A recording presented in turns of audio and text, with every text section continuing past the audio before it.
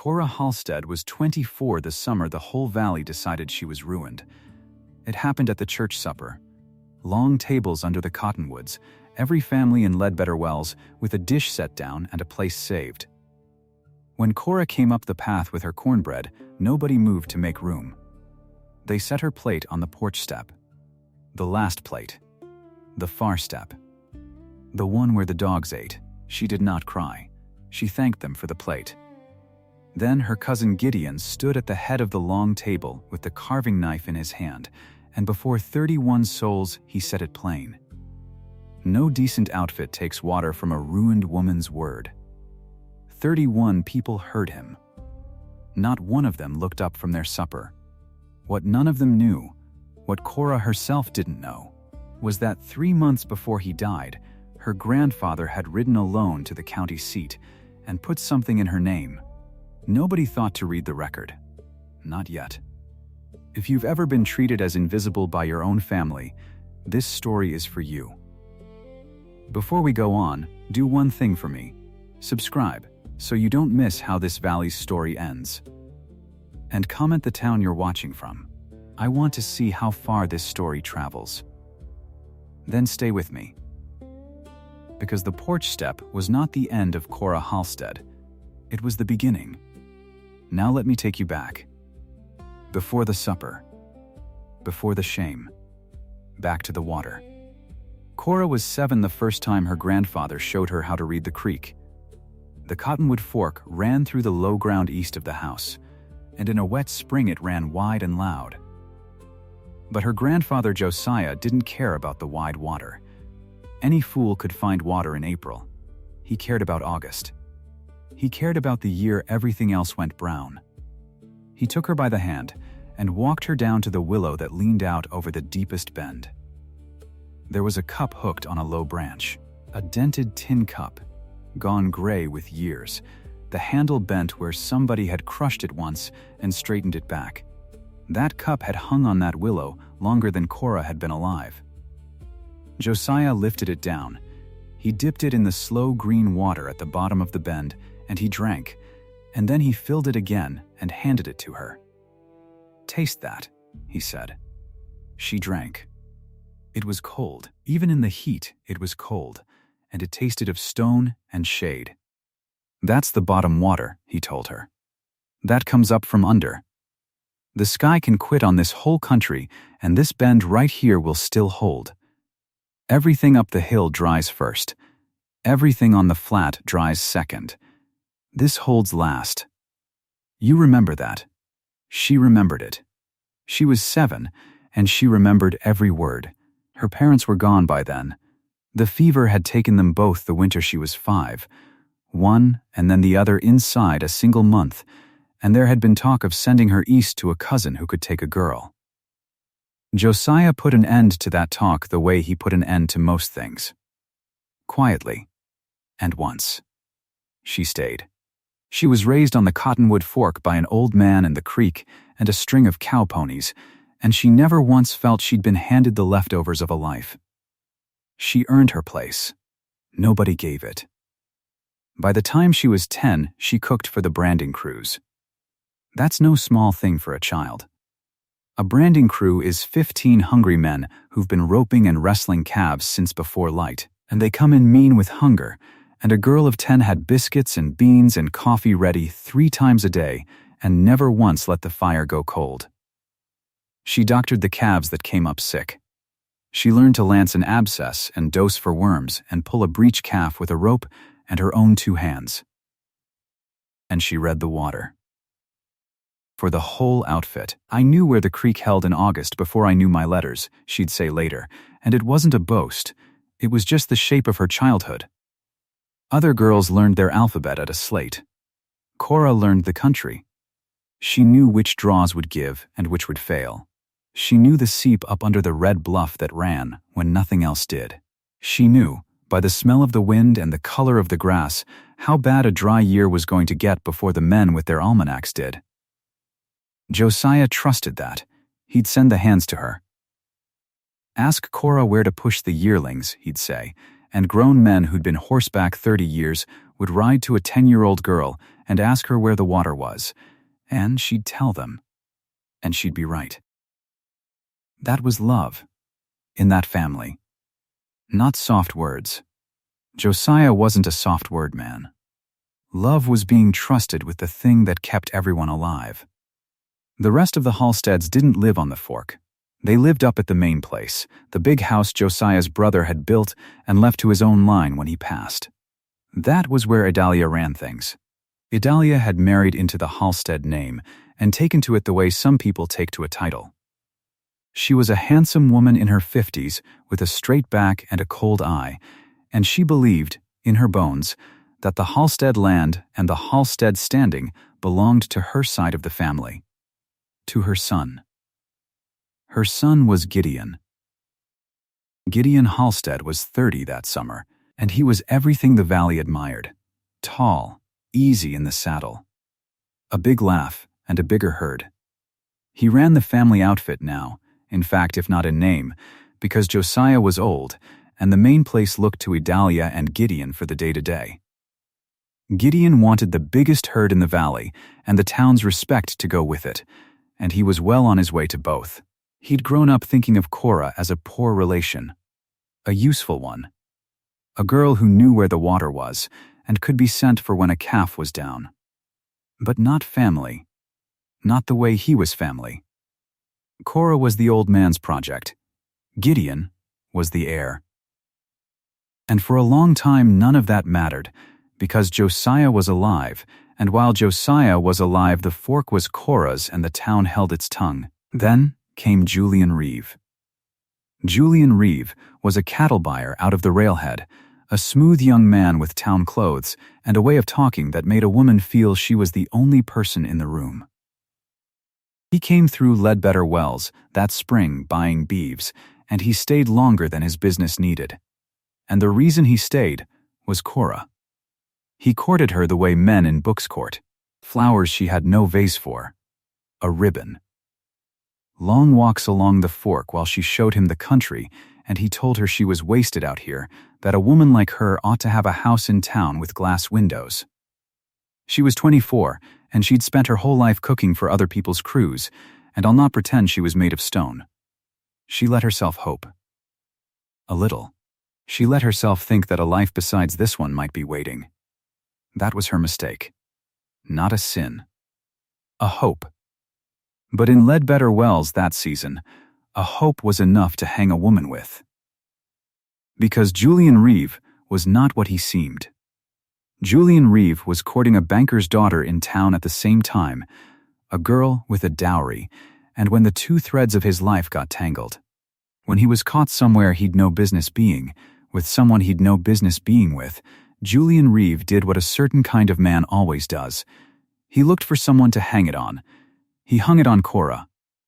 He let it be understood, without ever quite saying it, that the Halstead girl had thrown herself at him. That she was not what a decent man wanted. That whatever impropriety the town had gotten wind of, the fault ran to her, and not to him. He said it in the sideways way that can't be answered, because to answer it is to admit you heard it. And then he finished his buying, and rode out clean, back to his banker's daughter, and left the story behind him like a bad smell in a room he'd never have to sit in again. And the valley believed him. Of course they believed him. He was a man with town clothes and a future. She was a girl who cooked for crews and had no mother to speak for her. Believing him was easier. Believing him cost them nothing. That was where the ruin began. Not with anything Cora did. With a lie a coward told to save himself, and a town that found the lie convenient. The first plate never made it to a porch step. The first plate just quietly moved. It was Idalia who moved it. Supper at the main house, a few weeks after Julian Reeve rode out. Cora had come up to help with the cooking the way she always did, and when the family sat down, she went to take her usual place at the long table, and her plate wasn't there. It was in the kitchen. Set on the little work table by the stove where the hired girl ate. Idalia caught her looking. She didn't even have the grace to lower her voice much. "Just till the talk dies down, dear," she said. You understand.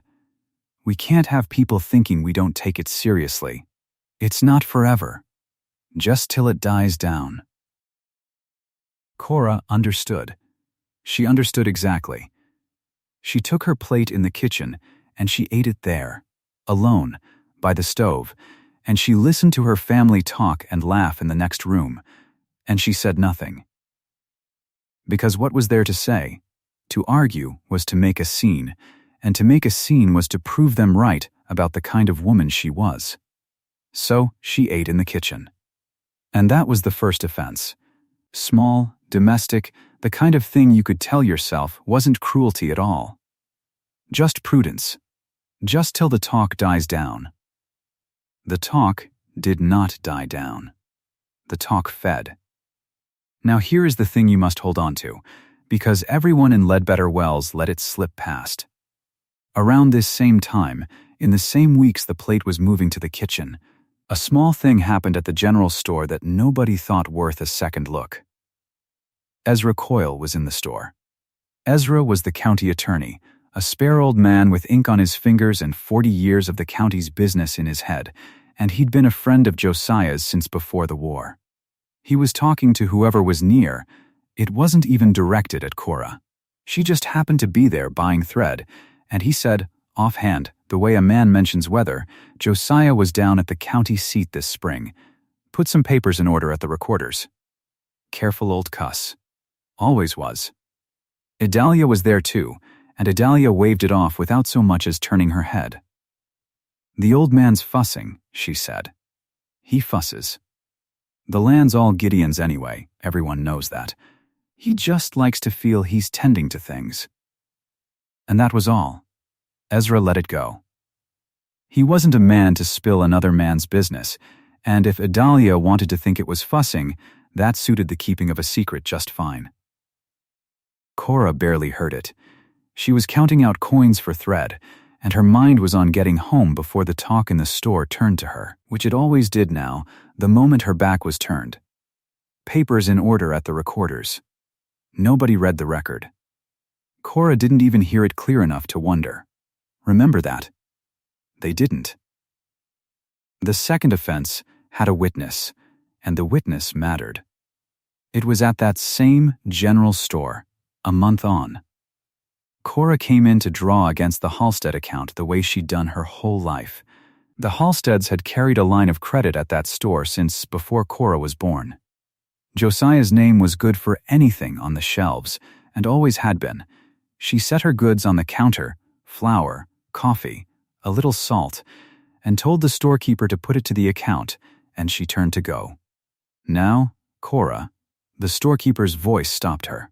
He was a decent enough man, ordinarily, and he had the decency at least to look uncomfortable. "I can't do that." She turned back. "It's the family account." "It's always been the family account." "It's Halstead's account," he said. "And I've had word I'm to be careful whose hand draws on it now. You understand." He wouldn't meet her eye. "You'll want to bring cash, going forward." Or bring Gideon. She had cash, not much, but she had it, and she paid, and she did not argue. But she felt the whole store watching. And by the flour barrel, half turned so it might look like she wasn't listening, stood the minister's wife. A small, tidy woman with a mouth like a seam. And when the storekeeper said what he said, the minister's wife gave a little nod. Just a small one. Just enough, the nod of a woman confirming to herself that yes, this was proper, this was as it should be. One witness. The minister's wife. And a minister's wife is not one witness. A minister's wife is the mouth of the whole congregation. What she saw, the valley would know by Sunday, and what she nodded at, the valley would nod at too. The account was open now, not the store account. The other one, the account of things done to Cora Halstead that would someday have to be answered. Every slight was a mark in that ledger. Cora didn't keep the ledger. She didn't have the heart for it. But the valley was writing in it whether she kept it or not. And then came the supper. The church harvest supper is the biggest gathering the valley has. Everyone comes. The tables go out under the cottonwoods by the church, and every family brings its best dish, and there is a blessing and there is music after, and for one evening the whole scattered county sits down together as neighbors. Cora almost didn't go. She stood in the doorway of the Fork house a long time with her cornbread wrapped in a cloth and told herself to stay home, but staying home was its own kind of confession. Staying home said she agreed with them. So she wrapped the cornbread warm, and she walked up, in her clean dress, with her chin level, and she came up the path to the tables at the golden end of the afternoon, when the light comes low and long through the cottonwood leaves. Nobody made room. She stood there with her dish. And she watched them all find reasons not to see her. Watched neighbors she'd cooked for, men she'd told where to find water in the worst of a dry year, look at their plates and their children and the sky. And then someone, she never knew who, and it didn't matter, because they all allowed it, took her dish and her plate and carried them to the porch of the church. To the step, the last step, the far one, down at the end, where the dogs lay in the shade waiting for scraps. They set her place there, on the step. And the message could not have been plainer if they'd painted it on the wall. You may be fed. You will not be seated. She could have turned and walked home right then. Part of her wanted it so bad her feet ached with it. But she didn't. She would not give them that. She went and she sat on the step, straight-backed, and she put her plate on her knees, and she prepared to eat where they'd put her, because to refuse the plate was to make the scene they wanted, and she would not make it. And that was when Gideon stood up. He was at the head of the long table, carving, a great roast in front of him, and the knife in his hand, and the whole supper spread out below him, 31 faces turned up the table in the low gold light. He was in his glory. The air, at the head of the board, feeding the valley, and he lifted his voice so it carried all the way to the porch step where his cousins sat with her plate on her knees, and he said it. No decent outfit takes water from a ruined woman's word. There it was. Out loud. In front of everyone. He didn't even look at her when he said it. That was the cruelest part. He said it the way you'd remark on the price of beef, as a plain fact all reasonable men agreed on, and then he went back to carving. And 31 people heard the word ruined laid on Cora Halstead like a brand, and 31 people found something on their plates to look at, and not one of them said, "That's a lie," or "That's not fair," or even, "Gideon, that's enough." 31 witnesses. Hold that number. The payoff is going to have to close it. Cora sat on the step. And here is the measure of her. Here is the thing to carry with you, because it's the whole of who she was. She did not throw the plate. She did not stand and shout the truth about Julian Reeve, which she knew and could have said. She did not weep where they could see it. She finished the bite in her mouth. She set the plate down gentle on the step, and she stood, and she said, to no one and to all of them, in a voice that did not shake, "Thank you for the plate." And she walked home in the dark. It's 4 miles from the church to the fork. She walked it alone, in the dark, and I won't tell you she didn't cry on that road. Because she did. Once she was past the last light, and there was no one to see. But she walked, and she got home, and she built up her own fire in her own grandfather's house, and she did not break. She thought that was the bottom. The porch step. The word said out loud. She thought a person could not be brought lower than that. She was wrong. There was lower coming. Josiah Halstead died within the fortnight.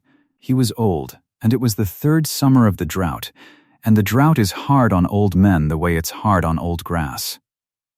He'd been failing a while, quiet about it the way he was quiet about everything. But those who knew him said afterward that it was the supper that did the last of it. That when the word got to him about how his granddaughter had been treated at the tables under the cottonwoods, with him too weak to ride up and stand behind her chair, something in him just let go. An old man can carry a great deal, but he can't always carry that. He died in his bed on the fork with Cora holding his hand, and near the end, they say, he tried to tell her something. Kept working at it. Kept saying the recorder, and the willow, and the water holds, and she thought it was just his mind wandering back to the country the way a dying man's mind wanders home. She held his hand, and she told him yes, the water holds, rest now, and he rested, and he was gone. And the valley read it as the end. Not just the end of Josiah, the end of Cora, because whatever standing she'd had it through him. He was the roof over her. And now the roof was gone, and a ruined woman with no man to speak for her, and no mother, and no place at any table. The valley figured she'd drift off the way such women drift. Take in mending. Go quiet. Disappear. Idalia and Gideon did not even wait for the grass to grow on the grave. They came to the fork within the week, the two of them, with a man to write things down. And they walked through Josiah's house, Cora's house, the only home she'd known since she was 5, and they inventoried it. Out loud, as theirs. The furniture, the stock, the tools, the land.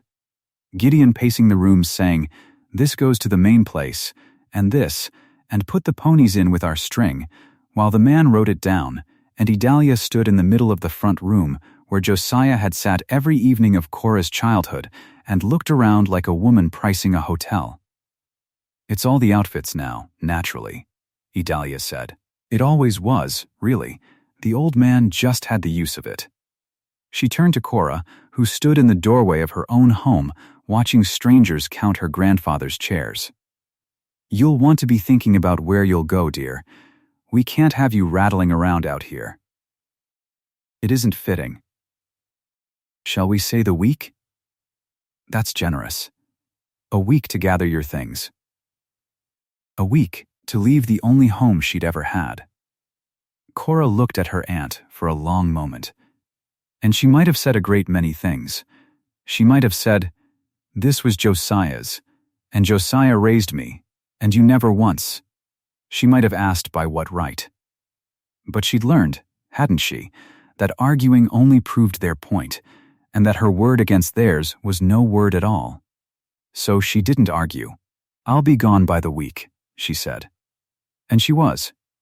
She packed what was truly hers, her clothes, her mother's Bible, a few small things, and she left the furniture and the stock and the tools to the counting, and she walked away from the fork with what she could carry, and she took a room in town. The room was over the harness shop. One window, a bed, a washstand, the smell of leather and neatsfoot oil coming up through the floor all day. She hired out. She mended. She'd always been quick with a needle, and she cooked for the hotel when they were short, and she took in whatever honest work a woman alone could take in a town that had decided she was ruined. That was the low place, not the porch step.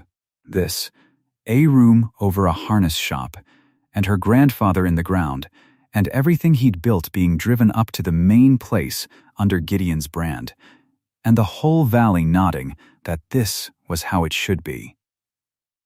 The ruined woman put in her proper place at last. And if the story stopped there, it would be the story the valley told.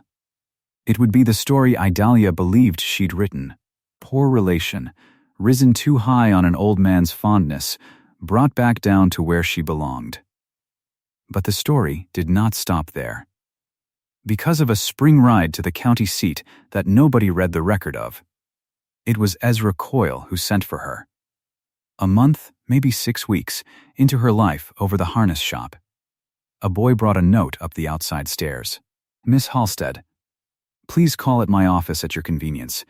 There is a matter of your grandfather's I am obliged to lay before you." Coyle. She almost didn't go. She figured it was some last small debt, some paper of Josiah's that needed a signature so the main place could finish swallowing the fork. She was tired of signing things away.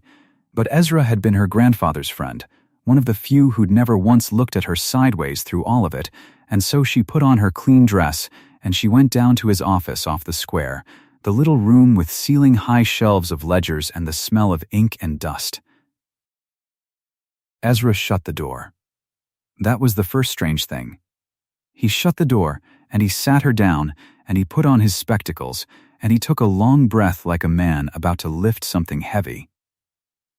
"Cora," he said, "I've held my tongue on this because your grandfather asked me to hold it, and because there's a proper time for a thing, and the time is now." He drew a folded paper from a drawer. Heavy paper, a ribbon, and a seal on it. This spring. March, Josiah rode down to the county seat alone. Didn't tell a soul at the main place, and he asked me not to either. He came to the recorder's office, and he came to me as witness, and he executed a deed. "A deed," she said. The word meant nothing to her yet. "A deed of gift," Ezra said. "To you. Recorded and witnessed, clean as a whistle, filed the same day." He laid the paper on the desk between them and turned it so she could read it, and he put his finger on the description of the land. 640 acres, Cora, the whole creek bottom section. Willow Bend. The room went very quiet. Cora looked at the paper, and the words swam and then held still. Willow Bend. The bend of the fork with the willow leaning over it. The deep water, the bottom water. The cup on the branch, where he'd held her hand when she was 7 and told her, "This holds last." "He deeded me the bend," she said slowly. "He deeded you the water," Ezra said, and he leaned forward, and now his old voice had an edge to it, the edge of a man who'd waited a long time to say a true thing out loud. "Cora, listen to me close, because this is the whole of it. That 640 acres is the only water in this valley that holds in a drought. You know that better than any soul living. Your grandfather knew it. And here is what nobody up at the main place has troubled to understand. The rest of that outfit, the range they run, the grass they graze, the ground the main house sits on, a good part of it is deeded elsewhere. And what they hold under a mortgage to the cattleman's trust. But Willow Bend was Josiah's, free and clear, his own patent from the breaking of it. His to give. And he gave it to you." Cora sat very still. "They've been running their cattle to that water your whole life," Ezra said.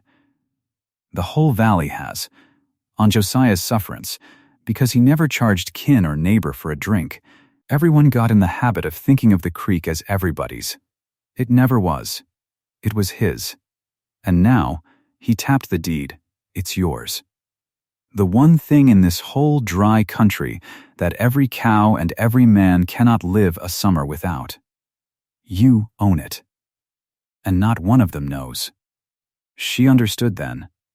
All at once and completely, the way she'd always understood the water. She understood what her grandfather had done, quiet and alone, 3 months before he died. He'd known the talk. He'd known what was coming for her once he was gone. He couldn't stop the town's tongue, and he couldn't make Idalia kind. But he could do the one thing a homesteader can do. He could put the water in her name and let the drought do the rest. The recorder.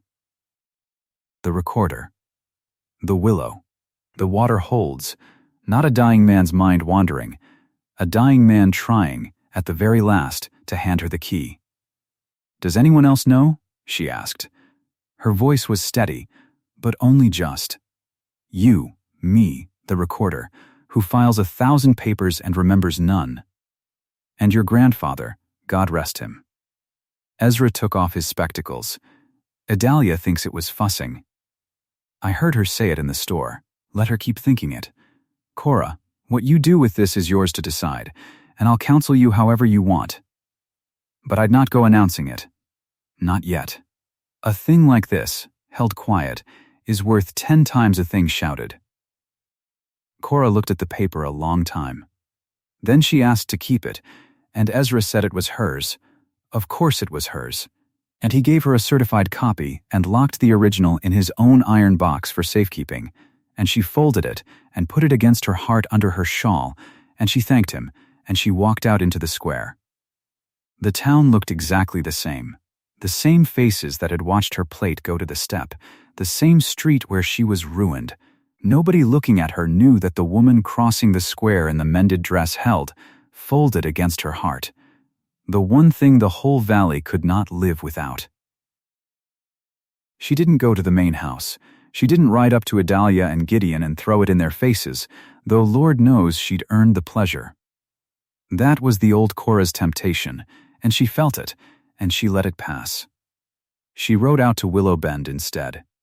Alone, it was late in the day when she got there. The upland was brown as an old hide, the drought sitting on it hard. But as she came down into the bottom, the ground changed the way it always did, went green and cool, and there was the fork running low, but running, and there was the willow leaning out over the deep bend. And there was the cup. Josiah's dented tin cup, gone gray with years, still hooked on its low branch, where it had hung her whole life. Nobody had thought to take it. Why would they? It was just an old cup on a tree, worth nothing to anybody who didn't know. Cora got down off her horse. She walked to the willow. She reached up and lifted the cup down, and she felt the bent handle her grandfather's hand had bent, and she knelt at the edge of the bend and dipped it in the slow green water that came up from under, the water that held last when the whole country burned. She drank. It was cold. Even in the drought, even in the third dry summer, it was cold, and it tasted of stone and shade, exactly as it had when she was 7, and the world was whole, and an old man knelt beside her and told her to remember. She remembered. And kneeling there with the cup in her 2 hands and her grandfather's water cold in her throat, something in Cora Halstead changed. The wound didn't close. A wound like that doesn't close in an afternoon. But underneath the wound, something harder set up, like the ground going firm. She was not going to drift off and disappear. She was not going to take the town's verdict and go quiet into a life of mending other people's shirts. Her grandfather had ridden alone to the county seat and put the water in her name so she wouldn't have to beg. She would not waste that by begging. She would not go to them. She would let the drought speak. She stood up. She hooked the cup back on the willow branch where it belonged, where it had always belonged, where it would stay. And she looked out over the green bottom and the low bright water, and for the first time since Julian Reeve rode out of her life and left his lie behind him, Cora Halstead was not afraid. She rode back to town in the dark. And the next morning, early, before the square was awake, she saddled up again and turned her horse south toward the county seat and the recorder's office, and the thing she had decided in the night to do. Because a deed in a drawer is only paper. A deed a woman is willing to stand on is something else. She had made up her mind on the long, dark ride home. She wasn't going to plead her case to the family that had cast her out. She wasn't going to explain herself to the town that had branded her on a porch step. She was going to do the quiet, legal, unshakable thing. She was going to make the water hers on the record for all the world to read, and set a fair price on it in writing, and then she was going to wait. Wait, and mend her shirts, and say nothing at all. Let the sky stay shut. Let the grass keep failing. Let the great Halstead outfit, with its mortgage, and its herd, and its heir, come to the end of the only water it had ever had, and find, when it got there, a gate, and a price, and the name of the ruined woman on the deed. She didn't know yet what was riding toward that gate. She didn't know about the note the bank would call, or the day Gideon would drive 400 head of bawling cattle down into the bottom certain the water was his, or how close the whole thing would come to being torn away from her a second time. She only knew this. The dust was on the road behind her, the county seat was ahead, and folded against her heart, cold and certain as the bottom water, was the one thing they'd forgotten to take. She touched a hand to it, and she rode on toward the recorder's, and she did not look back. The recorder's office at the county seat was a narrow room that smelled of ink and dust and old leather. A man named Halloran kept the books there, He had kept them 30 years. He knew a serious face when one came through his door. Cora set the certified copy on the counter and smoothed it flat with both hands. "I've come to acknowledge title," she said. "Willow Bend. 640 acres on the Cottonwood Fork. Deeded to me by Josiah Halstead this past March." Halloran turned the copy toward himself. He read it slow. Then he crossed the room to a shelf of tall bound volumes, pulled one down, and laid it open on the desk. He ran a finger down the page. He stopped. "It's here," he said. "Recorded the 9th of March. Witnessed by Ezra Coyle. Clean as glass." "I know it's there," Cora said. "I want it read out loud once by the man who keeps the book, so there's no question later who knew what and when." Halloran looked at her over his spectacles. Then he read it. The whole thing, front to back, in a flat courthouse voice, while the clock ticked on the wall. The grant, the section lines, the water, her name. When he finished, she paid him the recording fee. It was a small fee. She counted it out in coins on the counter, and he wrote her a receipt, and she folded the receipt and put it with the deed against her heart. Then she walked 2 doors down to Ezra Coyle's office and told him what she wanted. "Draw a lease," she said, "a plain one, grazing rights on the Willow Bend water. A fair price by the head, posted where anybody can read it. Same rate for every man who comes. No favors, no kin rate, no enemy rate. One number." Ezra sat back in his chair and studied her. "You could go to them," he said. "You could ride out to the fork today and put this deed on Idalia's kitchen table and watch her face. Lord knows you've earned that." "I've thought about it," Cora said. "I thought about it all the way here." And a woman who begs is still begging, even when she's right." She looked at him steady. "I'm not going to explain myself to people who set my plate on a porch step. I'm going to post a price and wait. The sky's shut. Ezra, the grass is dying. Sooner or later, every hoof in this valley has to come to my water or die of thirst. When it comes, it'll pay. And I won't have said one word." Ezra was quiet a moment. Then he reached for his pen. "Josiah always said you read the creek better than any man he had," he said. "I see now he meant more than the water." He drew the lease. She signed it. He posted a copy on the board outside the recorders, where every drover and buyer and rancher in 3 counties passed through in a season. And then Cora Halstead rode back to her room over the harness shop and hung her shawl on the nail and picked up the shirt she'd been mending and said nothing at all. The drought did the rest. That was the strange thing about it. She didn't have to lift a hand.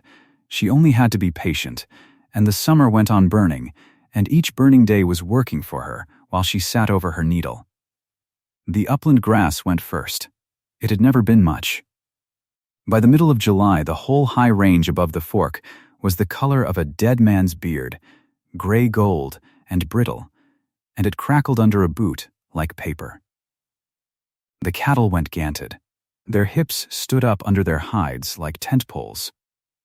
A cow can walk a long way to water, but she can't eat dust, and there was nothing up on that range now but dust and the memory of grass. Down in the creek bottom it was different. Down there the water still held. Josiah had told her true, all those years ago, with the tin cup in his hand, the bottom holds when the whole country burns. The cottonwoods along the fork still had their leaves. The grass along the water still had its green. It was the one live place in a dying valley, 640 acres of it, and it was hers. The town didn't know that yet. The town only knew the Halstead outfit was in trouble like everybody else, and that the ruined granddaughter was still up over the harness shop, cooking at the hotel and taking in mending, gone quiet as a mouse. Then the bank moved. Alonzo Skeffington ran the Cattlemen's Trust out of a brick building on the square, and Alonzo Skeffington held the paper on the Halstead outfit. A note. $4,200. secured against the home place. Cora hadn't known the figure until Ezra told her, but she'd known the shape of it the day he first laid the whole thing out. The main Halstead place carried a mortgage, and the range they ran their cattle on wasn't all theirs to keep, and the water they'd always treated as God's free gift had been deeded away that March under all their noses. Skeffington called the note. 60 days. $4,200, paid in full, or the bank took the home place at auction. Gideon needed to sell cattle to raise that money. And to sell cattle, he needed them fat. And to fatten them, in the third summer of a drought, in a valley gone to dust, he needed the one thing left green. He needed the creek bottom. He assumed it was his. Why wouldn't he? It had been Halstead water since before he was born. His grandfather had broken that ground. His whole life he'd watered stock on the fork, and never once thought whose name might be on a paper in a drawer in the county seat. Idalia had waved off Ezra's talk of papers at the store that spring. The old man's fussing. The land's all Gideon's anyway. Nobody read the record. Not yet. So Gideon made his plan in the open, the way a man plans a thing he's sure of. He'd throw the whole herd down into the Willow Bend bottom, hold them on the green and the water till they carried flesh again, then drive them to the railhead and sell and pay the bank. 400 head. He told his men at supper. He told the storekeeper. He told half the town, the way a confident man tells things, and a quiet ranch hand named Wesley Pruitt heard him. Wesley was 22. He'd worked the Halstead Creek line 2 seasons, and he wasn't much for talk, and he'd never had a hard word for Cora in his life. He was the kind of man who noticed things and kept them to himself. And down along the fork that week, riding fence, he'd found something that didn't sit right. Boundary stakes. New ones, fresh survey flags, red cloth on them, snapping in the hot wind along a line he'd never seen marked before. Somebody had gone and surveyed the creek bottom clean and careful and driven iron, and it wasn't the outfit that had done it. Wesley rode into town on a Saturday and found Cora coming out of the hotel kitchen with flour on her apron. "Miss Halstead," he said, low, hat in his hands, "I don't rightly know what I'm telling you, but there's stakes down along the fork bottom, and flags, and your name's the one I keep hearing in it somehow." He swallowed. "And Gideon's driving the whole herd down there Friday.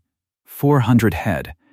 He means to water on that bottom, and hold them there." I don't know what I thought.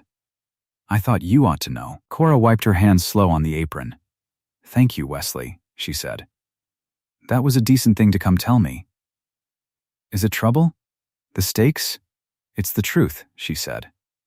"That's different from trouble, though a lot of men can't tell them apart." She looked at him kindly. "You keep working your line. Don't put yourself between me and them. This isn't yours to carry." He nodded and put his hat back on and rode out. And Cora stood in the alley behind the hotel a long moment with her heart going hard, because it was starting now. It was actually starting. She went to Ezra that evening. "Friday," she said. 400 head to the Willow Bend water. He thinks it's his." Ezra took off his spectacles and rubbed his eyes. "Then Friday we go stand at the gate," he said. "You and me and the recorded deed. And we let him find out at the fence what he could have found out in a book, if any one of them had ever once thought to read it." At the fence, Cora agreed. "Not before. I'm not sending him a letter. I'm not warning him kind. He shamed me in front of 31 people at a supper table and never looked up from his carving. He can find out in front of his own men, at the gate, with the cattle bawling. That's not cruelty, Ezra. That's just letting a thing land where it was thrown." Friday came hot, and white, and still. The Willow Bend gate stood on the section line where the upland dropped away toward the creek. Below it the cottonwoods ran green along the water. Above it the range lay gray and dead clear to the hills. It was a hard, plain line between living and dying, and Cora had a new gate hung on it, and a fence run out on both sides along Wesley's stakes. She was standing at that gate when the herd came. You heard it before you saw it. 400 thirsty cattle make a sound like a slow flood, a low broken bawling that carries for miles, and under it the ground shake of hooves and the crack of the drovers' voices. Then the dust came up over the rise, a brown wall of it, and the first cows broke through with their tongues out and their eyes rolling white, smelling the water below. And behind them came the whole thirsty river of them, and behind that, on his good bay horse, rode Gideon Halstead. He saw the fence. He saw the gate shut. He saw the woman standing at it in a gray dress with a shawl about her shoulders, and the county attorney beside her, and he pulled up hard and threw a hand to hold the herd, and his men swung wide to turn the leaders before they piled on the wire. For a moment nobody said anything. The cattle bawled and milled. The dust drifted. Gideon walked his horse up to the gate and looked down at her, and his face was the face of a man who cannot understand what he's seeing on his own land. "Cora," he said, "what in God's name is this fence?" "It's my fence," she said. He laughed. It wasn't a real laugh. "Your fence. Cora, this is the fork bottom. Grandpa's water. Move aside, I've got 400 head half dead of thirst behind me." "I know how thirsty they are," she said. "I can hear it. So I'll only say this once, and plain, so your men can hear it too." She took the deed out from against her heart, and she held it up, and she did not raise her voice. 3 months before he died, Grandpa rode alone to the county seat and deeded this bottom to me. 640 acres. Witnessed by Ezra Coyle. Recorded the 9th of March, and it's been sitting on the public record ever since for anybody in this valley to read. Nobody read it. That's not my doing. She let that sit. The water's mine, Gideon, the green's mine. That gate is mine. The blood went out of his face and then came back into it red. "That's a lie," he said. "The old man was. He never. That land's the outfits. It's always been. It was never the outfits," Ezra said, quiet and hard. "I drew the deed, Gideon, I watched him sign it, clear-eyed, in March. And I've got the doctor's word from that same week that he was sound in his mind. The home place is yours. The mortgage is yours. But the water your whole herd is standing here dying for was deeded to Cora before your grandfather was cold. You want to fight it, you fight it in a courtroom. Today, at this gate, it's hers." Gideon sat his horse and stared at the paper in her hand like it was a snake, and Cora gave him the line. The dry one. The one the whole valley would be repeating before the month was out. "You can turn the herd back into the dust, Gideon, or you can pay the woman you called ruined. Grandpa deeded me the water. The rate's posted at the recorders. And it doesn't come down for kin." The cattle bawled. A drover swore softly somewhere in the dust. Gideon Halstead looked at his cousin over the top of a shut gate, the golden heir of the whole outfit, and for the first time in his life he had come to a place he could not simply take. He turned the herd back that day. He had to. He wouldn't sign a thing standing there humiliated in front of his own men, and Cora didn't press him. She just kept the gate shut and let him drive 400 bawling cattle back up into the dust the way they'd come. It was a terrible sound, a herd walking away from water. She stood and listened to all of it, and did not once look away. But turning back didn't solve his problem. It only sharpened it. The note was still due, the grass was still dead, and the only green in the valley was still behind her gate. That was when Idalia went to the bank. Cora heard about it the way you hear about everything in a small town, sideways through the hotel kitchen, over a week's worth of coffee cups. Idalia and Skeffington had put their heads together, and they'd found a lawyer, and they'd filed a paper of their own at the county seat. They meant to void the deed. The claim was ugly and simple. They said Josiah Halstead had been of unsound mind that spring, an old man, sick, failing, worked on by a scheming granddaughter, made to sign away the family's water in a moment of weakness. That was the story. And Skeffington let it be known, quiet, that if the deed fell, he'd call the note early and put Willow Bend up at auction himself. To settle the family's affairs, he said, in a fair and orderly way. To buy the water with the bank's own money and hand the valley back to the outfit that could pay him. For a stretch of days it looked like it might work. That was the hard part. That was the all is lost. Because Cora had done everything quiet and right and legal, and here it was being torn at anyway, by money and by a name. And there were nights that fortnight she lay awake in the room over the harness shop and felt the old fear come back, the porch step fear, the ruined woman fear, the certainty that people with power could simply decide the truth was whatever suited them and make it stick. But Josiah had been ahead of them. Even dead, he'd been ahead of them. The hearing was held in the same courthouse where the deed was recorded. A judge came up from the district. Idalia sat in a black dress with her lawyer, and Skeffington sat behind her, and Gideon sat off to the side, with his hat on his knee looking at the floor. And the town came. The same town. The same faces. The minister's wife. The storekeeper. Men who'd sat at that supper table and never looked up. Idalia's lawyer made his case. He painted the old man frail and confused. He made the deed sound like a theft. Then Ezra Coyle stood up. He was an old man himself, and slow to rise, and the room went quiet for him because everyone knew he'd been Josiah's friend for 40 years. "I witnessed this deed," Ezra said. "On the 9th of March, in my own office, Josiah Halstead sat across from me the way he had 100 times, and he told me what he wanted done and why. He wanted his granddaughter kept safe past his own dying. He'd seen how the wind was blowing in that family. He knew what they'd do to her when he was gone." Ezra looked over at Idalia, and then away. He wasn't confused. He was the clearest man I ever knew. He signed this deed knowing exactly what it would cost him in peace at his own supper table, and he signed it anyway. Idalia's lawyer started to rise. "That's one man's word, it's not," Ezra said. "Josiah thought you might come at it just this way." So the same week he signed, he rode to Doc Merrill and had himself examined and had the doctor put it in writing, sound in mind and body, and swear to it. He gave that paper to me to keep. Ezra laid it on the judge's bench. He told me, "Ezra, they'll say I was soft in the head. Don't let them. So I won't." The room was dead still. The judge read the doctor's affidavit.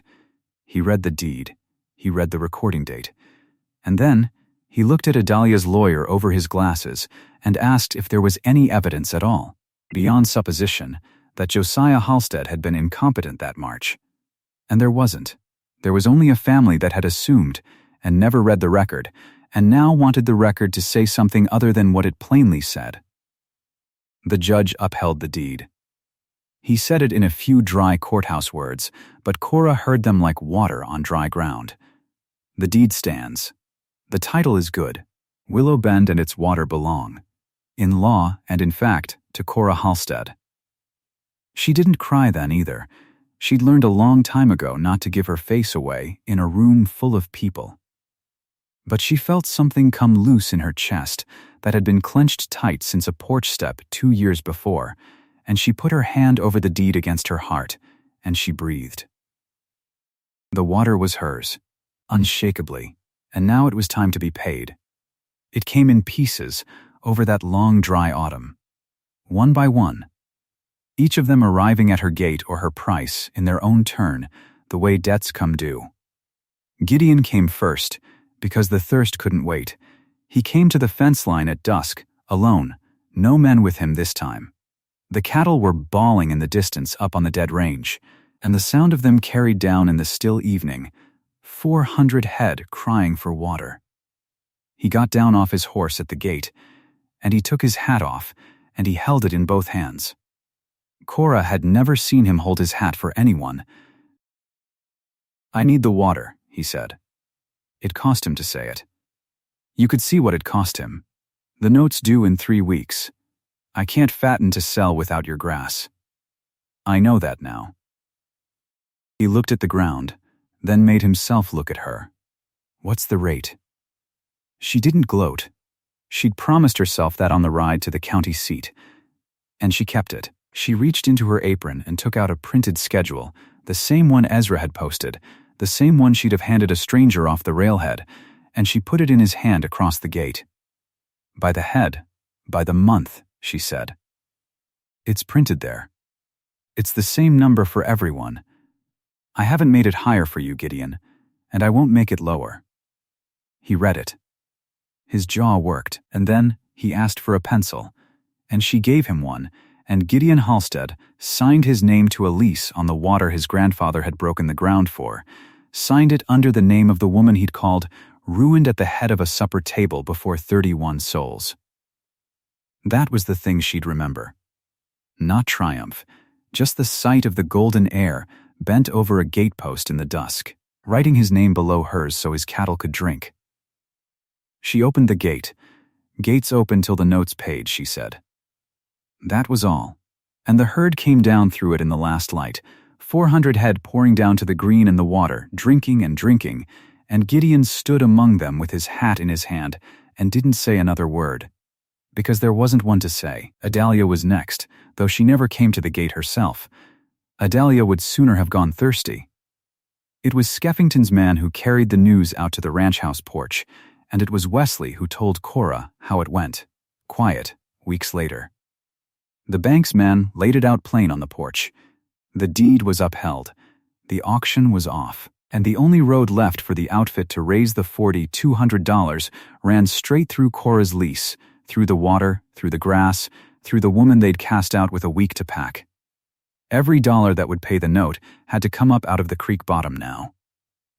Which meant the great Idalia Halstead, who had moved her niece's plate to the kitchen just till talk dies down, now answered to that same niece for the water her cattle drank.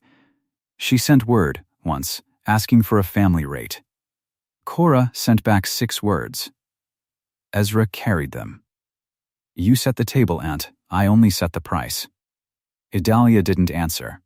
Idalia was not a woman who could live in a valley where the ground had shifted that far beneath her. She held on through the winter, cold and proud in the ranch house, and then in the fall she packed what was hers and went east to a sister's, and she left the Fork for good. She sent no letters. She never sent letters again. Julian Reeve, Cora never had to touch at all. The record touched him for her. Because the hearing that upheld the deed had been a public thing, and Ezra's testimony had laid out the whole timeline in open court, when Josiah signed, and why, and what he'd seen coming in that family.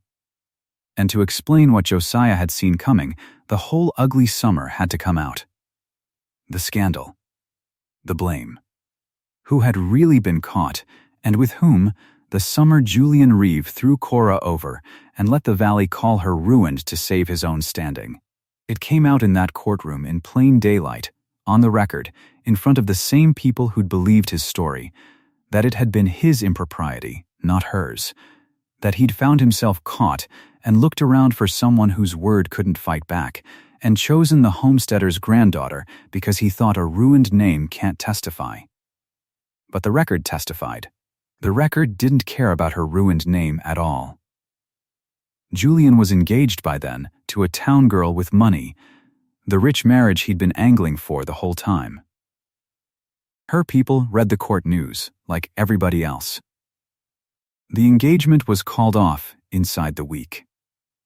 Julian Reeve rode out of Ledbetter Wells not long after and didn't come back, and Cora never spoke one word to him, not before and not after. She'd said she'd let the record do it. The record did it. Skeffington paid last, in his own coin. The note came due, and it was paid. In full. On time. $4,200, every dollar of it flowed up out of the creek bottom and through Cora's leases and into the outfit's hands and across Skeffington's counter, the water he'd tried to auction out from under her, balancing the very books he'd meant to close on her. She went in herself to see one payment made. She didn't have to. She wanted to stand there once, Skeffington took the money at the wicket and counted it and entered it in his ledger in his careful hand, and then he looked up at her. The man who'd have sold her land to the highest bidder to settle the family. He'd have signed her out of existence with a gavel if the deed had broken. He tipped his hat to her. "Miss Halstead," he said. "Not the ruined woman. Not the granddaughter. Miss Halstead." Because now his ledger balanced by her signature, and men like Skeffington have only ever respected one thing, and it's whoever holds the water. "Mr. Skeffington," she said, and she took her receipt, and she left. And then, in its own slow time, the town came round. The whole town. The chorus of them. It was the following year's harvest supper that did it. The same church, the same long table, one full turn of the seasons from the night Gideon carved at the head and set his line, and 31 people looked at their plates. The drought had broken that spring. The rains came back. But the memory of the dry years was fresh in everyone, and everyone in that valley had learned. Hard, whose bottomland held green when the sky shut, and whose hay had wintered their stock alive when they had none. They'd all bought her hay by then. Cora had cut the creek bottom and put up hay, good hay, drought or no, and through that killing winter the small outfits had come to her for it, and she'd sold it to them fair, the same price to every man, and it had kept their stock alive. They knew that. Every family at that supper knew whose grass had carried them. So when the harvest supper came, and the long table was set, and the plates went round, there was a plate laid at the head of the table, and it was offered to her. The minister's wife offered it herself. There was something in her face when she did it, something that wanted forgiving, without quite knowing how to ask. The head of the table. The place of honor. For the woman whose plate they'd once set on the far porch step, where the dogs ate. Cora looked at that head seat a moment. Then she smiled, and she thanked them, and she took a chair down in the middle of the table instead. Of her own choosing. Not the step, and not the head. The middle, where a neighbor sits among neighbors, on her own terms, because she had decided it and no one had decided it for her. That was the whole of it. Really, that was the flex, if you want to call it that. Not the head of the table. The freedom to choose her own seat. A year on, the cottonwoods leafed out green along the Cottonwood Fork, thick as they'd ever been, and the creek ran full past the willow, and the dented tin cup still hung on its low branch, where it had hung since Cora was a girl too small to reach it. Gray with years. Bottom water cold in it. She kept a little bench up on the rise above the water, by Josiah's grave. She'd put him there herself, above the bottom he'd broken, and the water he'd saved for her, where he could hear the creek. She went up most evenings when the work was done. She'd take the cup down off the willow and dip it full and carry it up the rise and sit a while and drink and tell him how the valley was getting on. Foolish, maybe, but the dead have earned a little talk from the living, and Josiah had earned more than most. The valley got on fine. It leased its water from her now, all of it, at the posted rate, and paid on the first, and there was no more fighting about it, because there was nothing left to fight. The price was fair, and the same for everyone, and it didn't come down for kin, and it didn't go up for strangers. Gideon paid on the first, same as anyone. He ran a smaller outfit now, humbler, and he was maybe a better man for it, though it was hard to say. Idalia sent no letters. Julian had married his money 2 counties over in the end, hers, not his, and it hadn't lasted the way those things don't. And Skeffington, when she came in, called her Miss Halstead, every time. Gideon came to her once, up by the water, hat in his hand the way he held it now. "Cora," he said, "I've been wanting to say, the family, what was done. I'd like to let bygones lie, as family, if you'd have it so." She looked at him a long moment. There was no meanness left in her toward him. But there was no pretending either. She'd learned the difference in a hard school. "We're neighbors, Gideon," she said. "That's better than we were." He took it. There wasn't more to take. He put his hat back on and rode off down along the fence, and she watched him go, and then she turned back to the water. Here is what she'd learned, sitting on that bench above the fork with the tin cup in her hand. What's given quietly outlasts what's taken loudly. They took her place at the table, loud, in front of everyone, and it lasted a season. Her grandfather gave her the water, quiet, with no scene at all, 3 months before he died, and it lasted her whole life. Water finds the honest low ground and sits there and holds, when all the high proud country burns. And the truth does the same. You don't have to shout it. You only have to own it, and wait, and let the dry years come. Sooner or later, everyone who wrote you off has to come down to the low ground where the water is. And there you'll be, not gloating, just holding the gate, at a fair price, same for everyone. She dipped the cup once more and drank, cold and clean, the bottom water that never failed. Then she hooked it back on the willow for tomorrow, and she sat with her grandfather a while in the last of the light, and the creek ran on the way it always had, the way it always would, past the willow and the grave and the green bottom that was hers. If you've come this far with Cora, do me one kindness before you go. Comment the town you're watching from. I'd like to see how far this valley's story travels.